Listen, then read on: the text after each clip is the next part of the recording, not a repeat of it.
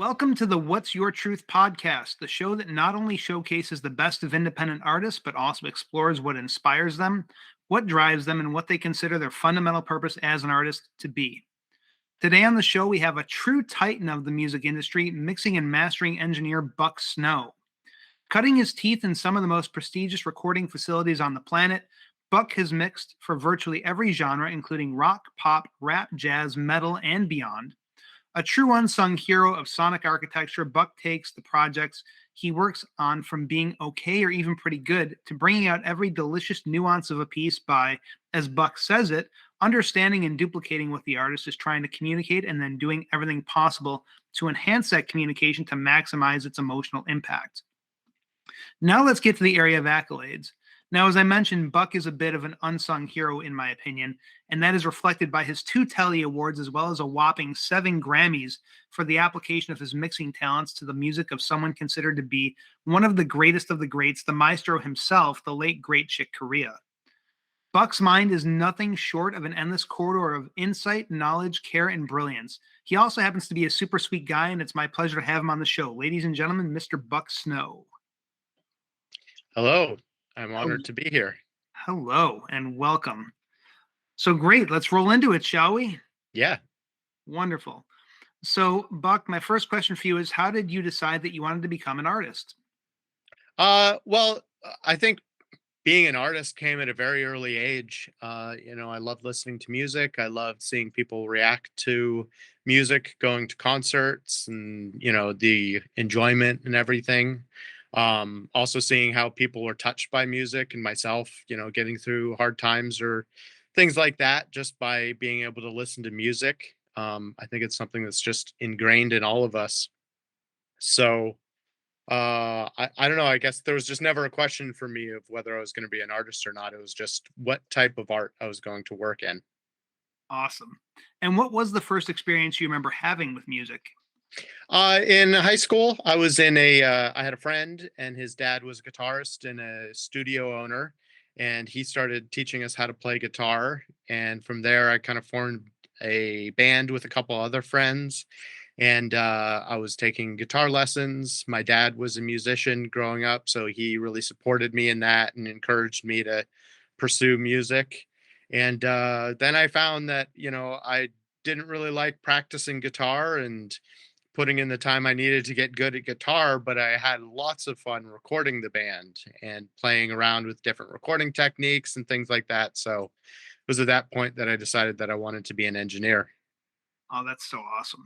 And that's so great that you had parents, that you had, family that really supported what you did. That's so crucial.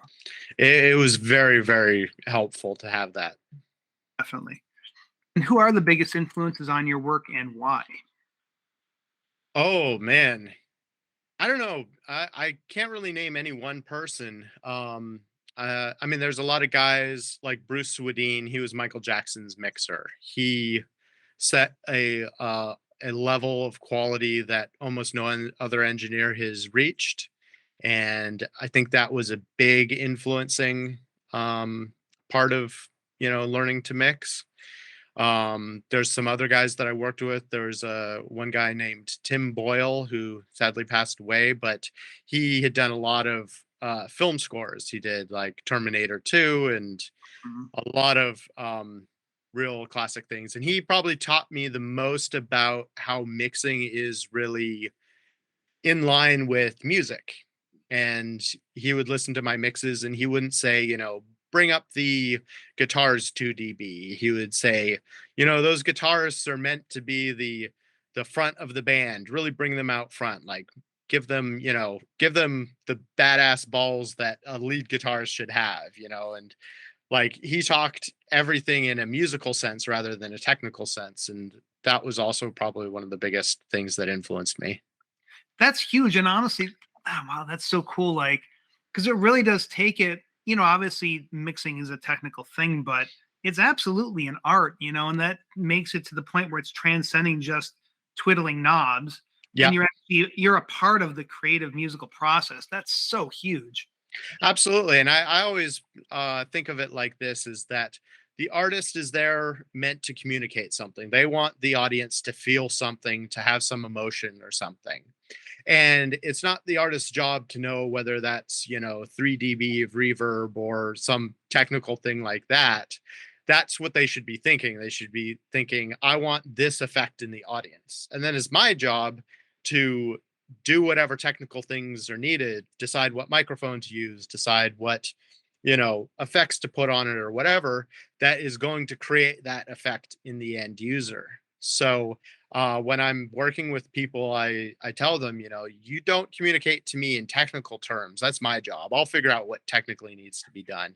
If you just tell me, I want the solo to have more balls. I want the vocal to be more ethereal or whatever it is. Like that's the kind of direction that's really helpful, because I don't know, maybe there's 7 different technical changes that I need to do to create that effect, which goes so much more beyond just, you know, more reverb or less reverb or whatever notes.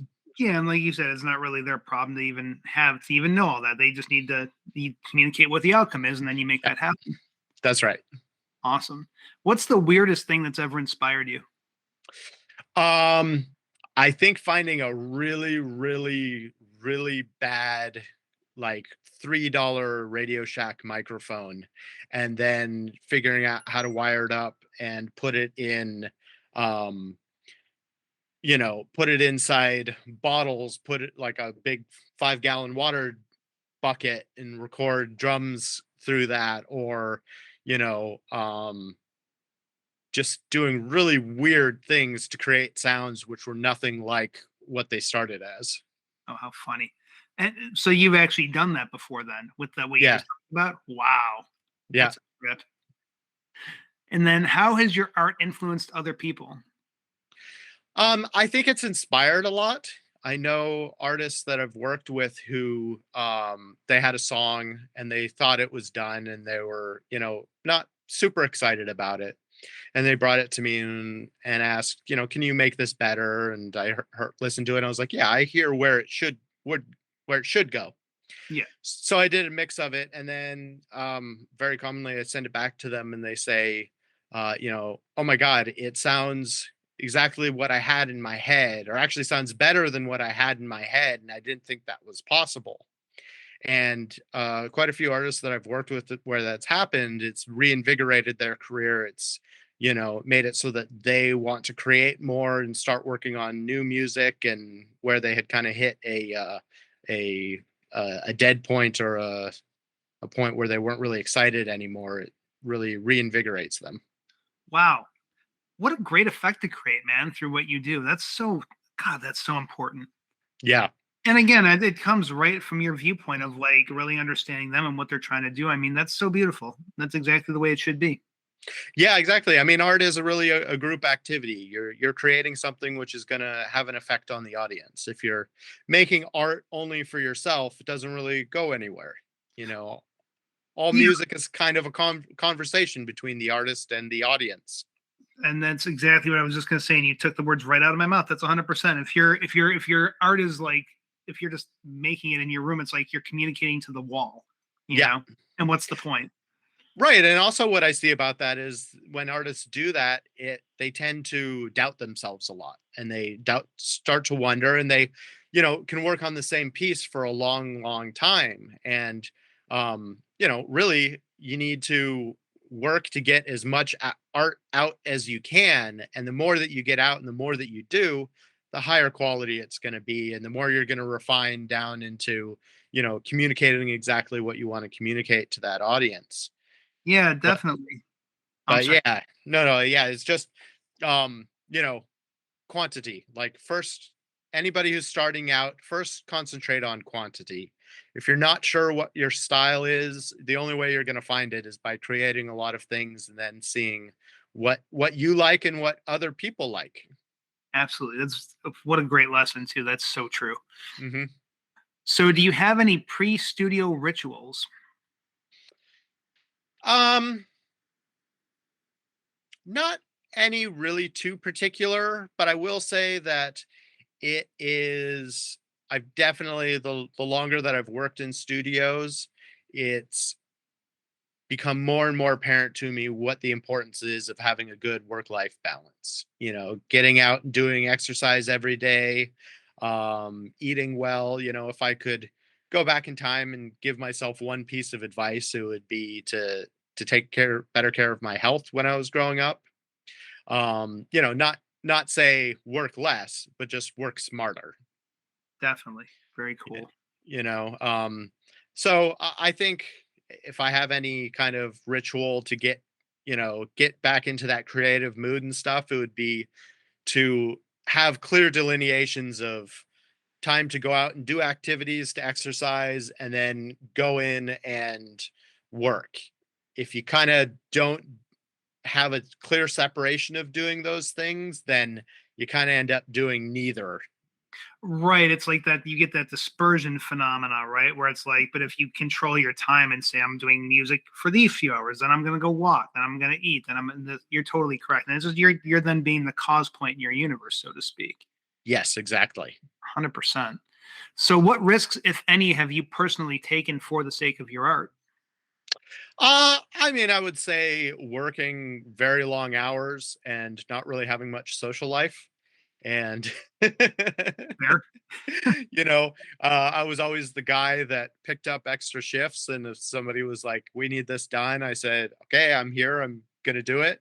Of course, that was the key to my success when I was starting. That's what got me, into positions in the studio at a very young age. And, got the first album that I mixed that won a Grammy. It was just because I was there and I was like, I'll mix it. I'll mix it. I know you're looking for somebody. I'll mix it. So, um, that balance, I wouldn't go back and do that differently, really. But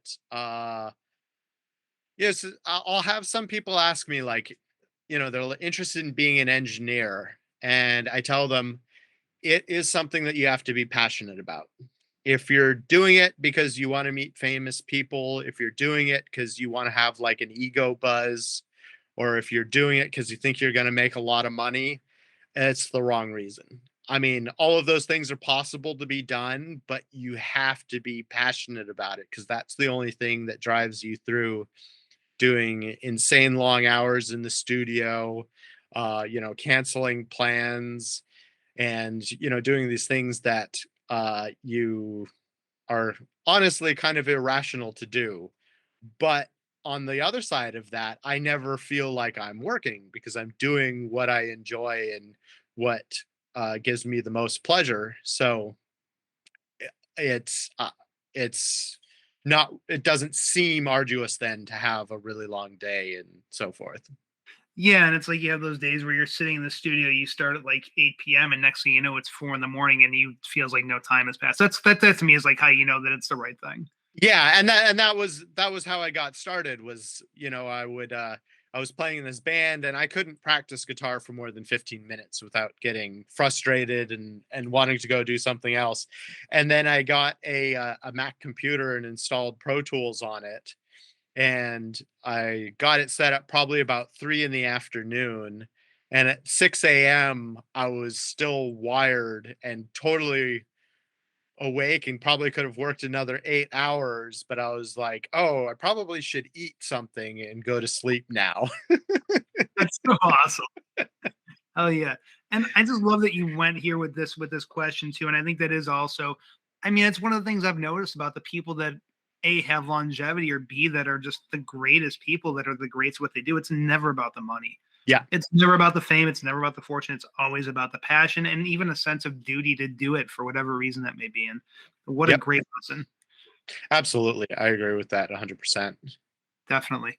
And what's the craziest risk you've ever seen another artist take for their craft? Um, I would say somebody who had a major label deal and was being cultivated into being an artist, but they decided that what the label wanted them to be wasn't the art that they wanted to make.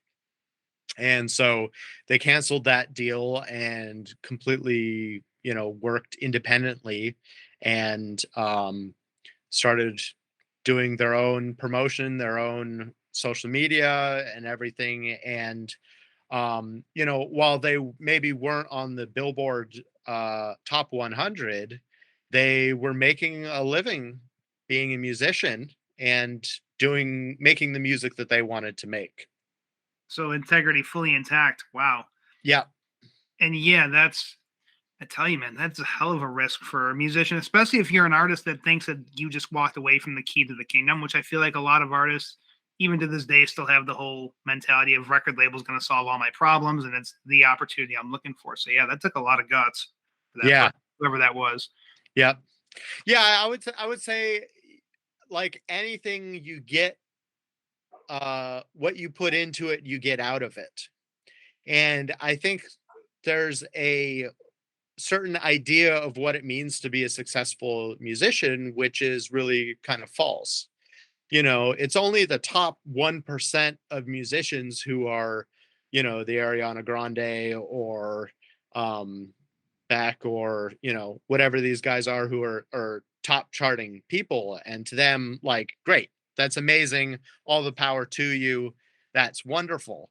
But, somebody who is just making a living, doing what they want to do, has the time to do what they want to do and the finances to do what they want to do, that's a success. Absolutely. And and there's just so much more that's possible if people kind of took that viewpoint. And I mean, if you're on a nationwide tour playing a show every night, like Taylor Swift is, that is a tremendously hard activity on the artist. Like, you don't have a sick day. Right. You have a sick day and you're refunding $50 million in tickets. Like, that's a tremendous pressure that, only that 1% of people can really um be able to deliver. Yeah, well, and they have a whole machine making that possible too, and For there's that thing. sure.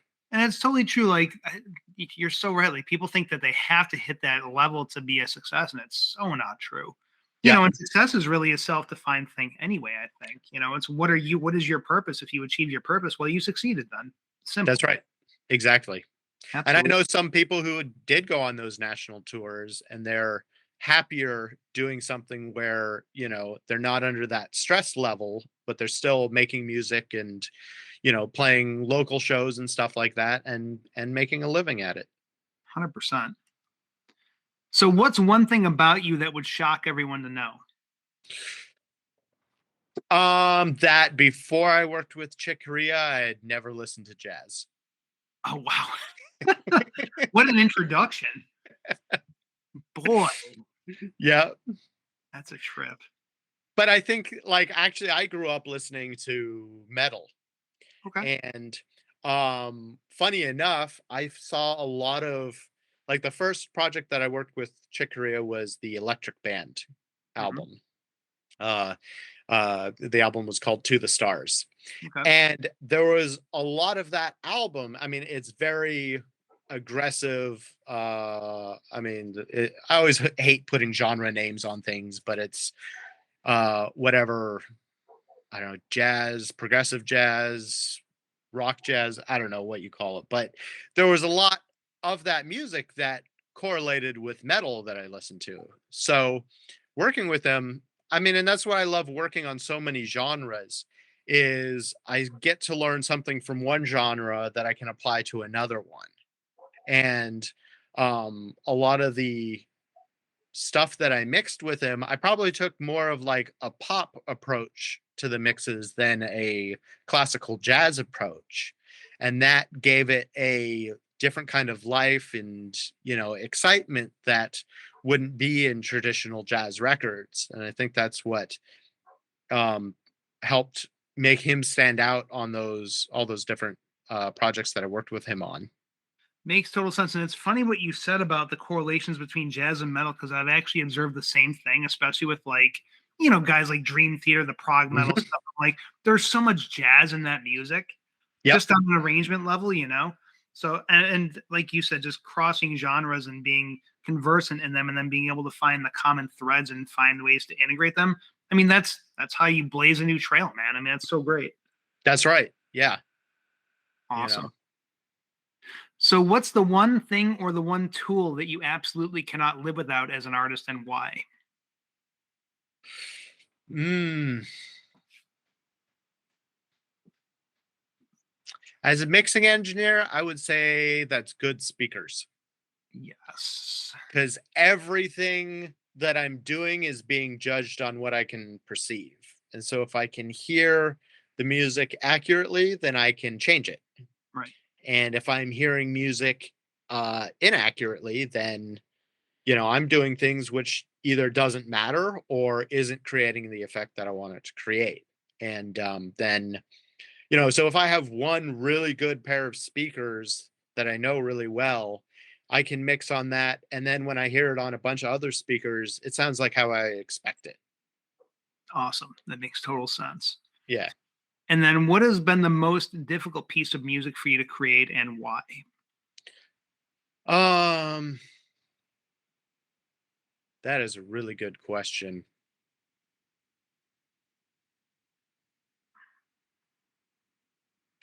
I don't know. There's each each project has its own difficulties or tricky things to overcome. I think maybe the hardest would be some projects that I did which had to do with like melding electronic music with orchestral music Hmm. because they each definitely have their own sort of sounds and instruments that take up a lot of space, and they have a very different dynamic element. Orchestral music has a lot of ups and downs and quiet and loud, and that loud really is part of a lot of the impact of it. And then electronic dance music is very much like you kind of start and you go, and it needs to have a constant pulse and build up, and it has its own sort of energy, but it's a different type of energy. So to meld those together, or even like also melding orchestral and rock guitars have so much, they take up so much space that an orchestra has to be almost unnaturally aggressive in order to fit with that. So I'd say those are probably the trickiest ones that I've worked on. Yeah. No, I could definitely see that. And it's funny you mentioned that because, yeah, the guitars, especially a distorted guitar with all the sustain and all the mid range frequencies, is totally, it captures so much of the spectrum. So I can imagine that was pretty challenging. Yeah. Yep. Awesome. So here's a fun question. If you were going to write a book about your career up to this point, what would you title it? Um, Probably title it I don't think that button does what you think it does. I love that. Is there a story behind that? I got to ask. There's a couple. I mean, working in the studios, like one time when I was working as an assistant engineer with a guy, he on the mix board there was a button that put in the EQ, and then next to it was another button which did another function which really wasn't audible. And I think he was used to working on a different type of console or something, so he kept hitting the wrong button that was meant to put in the EQ, but it didn't. And he was working very fast, and so he kept like hitting that, and we got to a but he would also sometimes he would test me. Like he would twist a bunch of knobs and then like put it in and be like, "Oh, this sounds really bad. What's wrong with this piece of equipment?" And so he would kind of test me. So we got into this thing of like every time he hit a button the wrong way from what he meant to, and I'd be like, "Oh, I think you meant to hit that one." And he was like, "Oh, thanks." And I'd be like, "Okay, so did I pass the test?" That's awesome.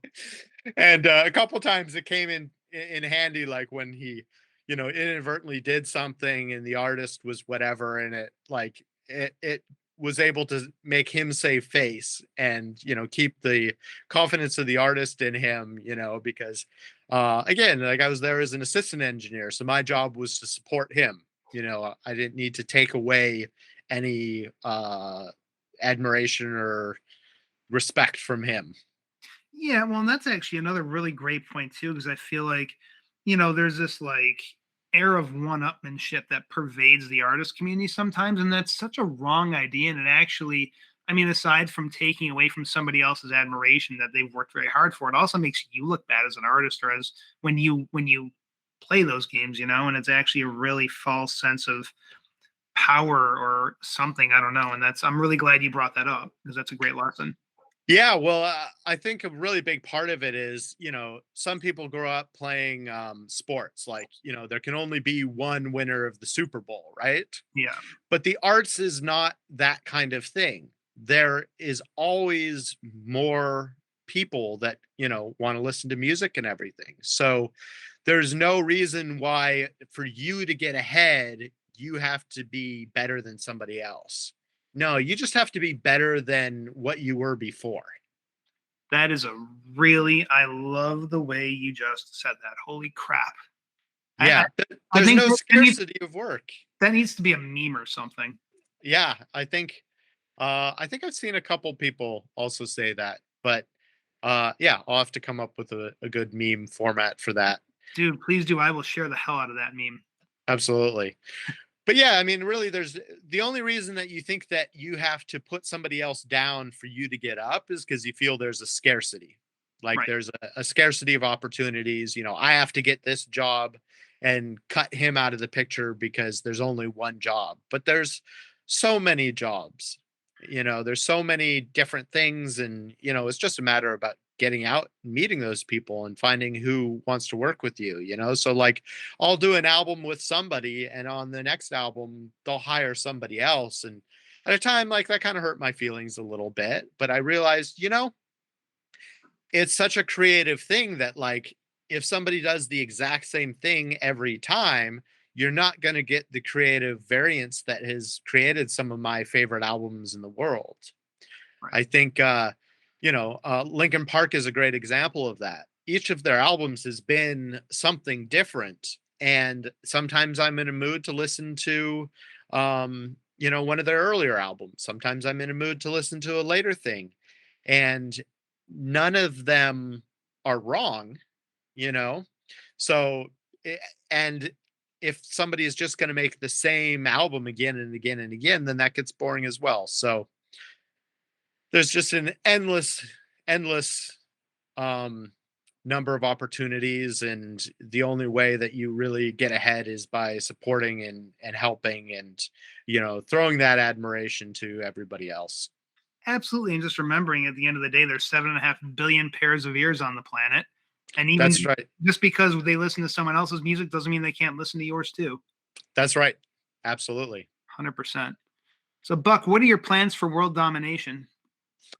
um Work with lots of great musicians who have a positive attitude and really create a positive effect on people and their listeners, whether that's getting them through a hard time or inspiring them to do something else. I just think any way that I can encourage people to make art is something that's going to make this world better. Absolutely. And then I have one more question for you, Buck. And just to go back to my introduction to this podcast. So, this show, again, is, it not only showcases the best of independent artists, it also explores what inspires them, what drives them, and what they consider their fundamental purpose as an artist to be. So, Buck, what's your truth? My truth is to see somebody listening to a piece of music and have their world changed by it. And that can be the smallest thing of just seeing them relax after a stressful day. Or maybe it also is seeing them like they're at the gym and they're like, no, I'm not going to do this. And they listen to that one song and it motivates them to do it. Whatever it is, seeing that emotional change happen in them, that whether it's that small or as big as, a song like the Black Eyed Peas, Where's the Love, which has really inspired so many people to just love their fellow human being. That's what I work for every day. That's incredible. Man, what a great ending to the interview, too. That's such a great bow to put on everything. I love that. It's what we're here for. No, it really is. And I guess that's part of the thing, too, is like, like I said, going back to what I said earlier, like there's so many people that get locked into like, the fame, the fortune. I think we talked about that a little bit, and just the competitiveness and all that stuff. But as an artist, we actually have a job, Yep. like to actually do something for other people and actually create, a, like actually do something to help them, and improve them in some way to help them feel understood. And that the way you put it just really perfectly represented that, I think. Yeah, and you actually reminded me of one other thing, which was a major turning point in my career, which was when I realized that as an artist, it's not about what I want to make. I mean, I definitely need to be excited and creative and throw out my own ideas on things, but it is really we're in a service industry. Yes. Two industries: one, you can make a product, or two, you can provide a service. Hmm. And we're providing a service as artists. We're serving the audience to feel something, to be entertained, to be inspired. So it doesn't matter if you're not delivering that service to others, and that's why ego really doesn't help in this in the arts. And you'll find that the people who are at the top of the arts, they're interested in others. They don't really care about having attention on them. They care about others. They're interested in others. They want to learn a different skill. They want to, see how you do that and so forth. And those people are the people that everybody loves being around and really are the ones that become the most successful. Absolutely. Incredible. Buck, thank you so much for being here today. You're very welcome. Really is an honor. I mean, aside from, you truly are a giant as far as the industry goes, but Thank you. you're just an incredible man. You're an incredible guy to talk to and to learn from. And boy, it's just been a treat. Before we do end off, I did want to give you the floor for 60 seconds. Anything you want to plug? 60 seconds of everything Buck Snow. Fire away. Yeah, you can follow me on Instagram, Buck Snow Mixing. That's where I post most of my stuff. And yeah, generally am kind of behind the scenes, but if I'm doing exciting stuff, I'll post it there. Awesome. Very cool, man. Well, again, it's been a pleasure. It's been a blast. And everyone else, this has been the What's Your Truth podcast. We'll see you on the next episode. Later. Yeah, you follow your own rules and you preach them on to me. But you don't think before you act, and you ain't got no business with me. You don't know. But then what's your truth? Oh, what's your truth?